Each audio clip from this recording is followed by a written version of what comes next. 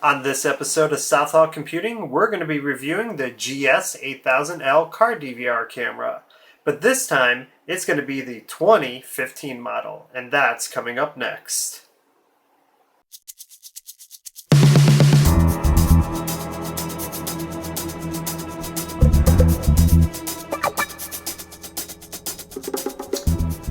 Hey everybody, Dan from Southall Computing here today, and we'll be reviewing the GS8000L car DVR again, but this time it's the 2015 model. Previously we reviewed the 2013 model, and it was brought to my attention that there's a newer one out there and it's got better quality on the camera. So on the screen here I did disassemble the older one, and it's the 2013 model, mid-2013 model. And then on the screen now is the 2015 model. As you can see on the motherboard there, it's a late 2014, but later on we'll show you the 2015 firmware that this particular camera comes from. So we're going to get right into it. We're not going to bother inspecting the contents. If you want to see the 2013 and what comes in it, you know, the power, the USB cord and everything, click on this nice little annotation here, and that'll take you to the previous review that we did with the 2013 manual. Yeah, so let's get right into the camera and we'll be right back. Okay, so let's turn this unit on. Buttons are pretty much laid out the same way as the other one. Right off the bat, you notice there's a number 5 here, and we'll go into that. One issue I did have with this unit, it was not able to keep the time and date every single time I went to go set it, shut off the unit. It immediately forgot it or gave me some ridiculous like 2035 year.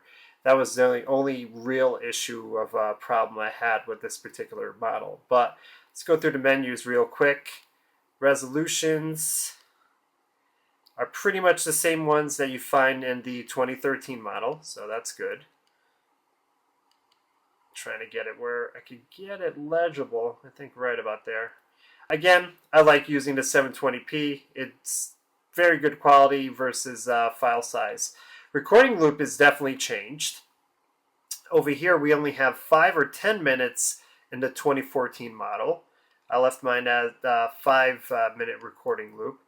As far as this exposure goes, there's actually more increments that you could bring the camera's exposure up or down.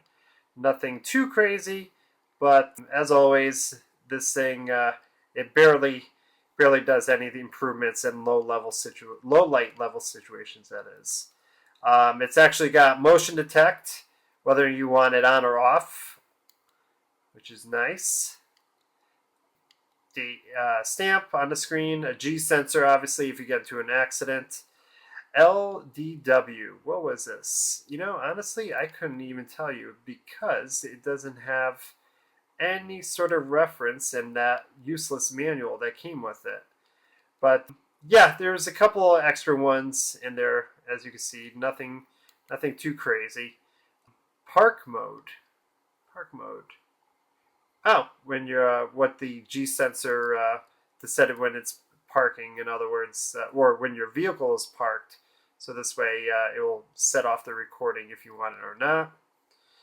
And to actually set the date and time, auto power off. I believe it's changed a little bit. 8 minutes? 3 minutes, okay.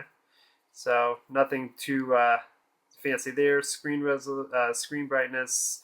Beep sound, I turned it off for this demonstration.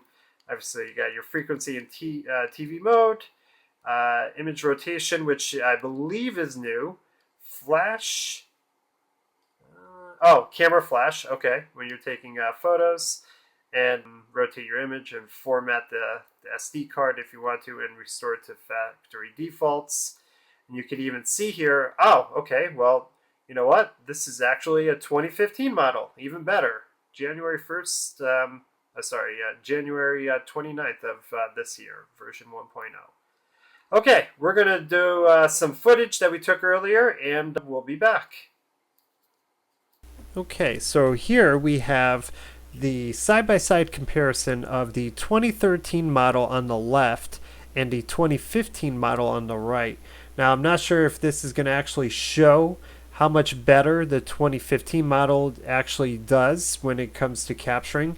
But especially in the 1080p setting, you're getting excellent quality, as well as at early morning and early evening when there's still a little bit light left, you actually get better quality visibility, I should say, on the 2015 model.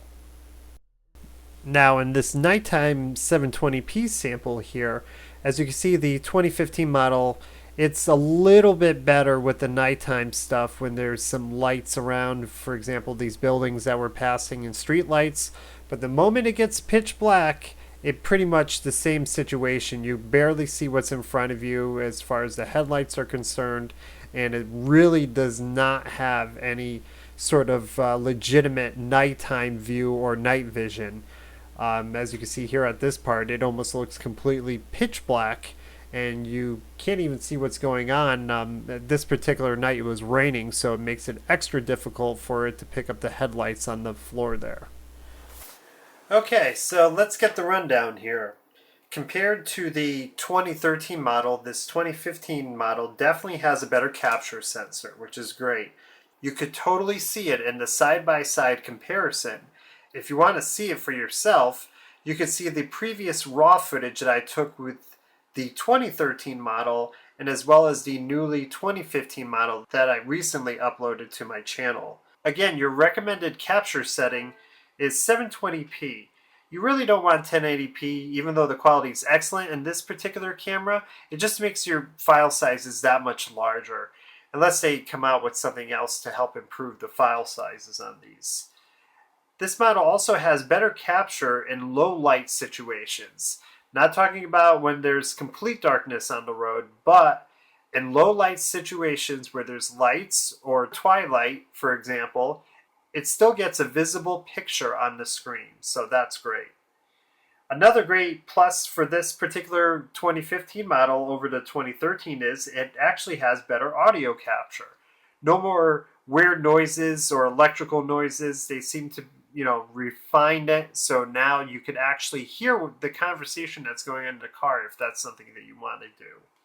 Battery life stayed the same, so nothing to report over there. The bad, it's still poor when it comes to night vision. I don't know why they even attempt to, make that claim with these particular cameras, but night vision, it's still not happening on these models. It's just extremely poor, and you're not going to get any decent footage. Buy it, toss it, what do you think? Well, again, with a $28 price point, you still can't go wrong. It's a sense of security. If in the case of you being in an accident, it's one of those things where video proof versus your word, it's gonna definitely win it over in your favor.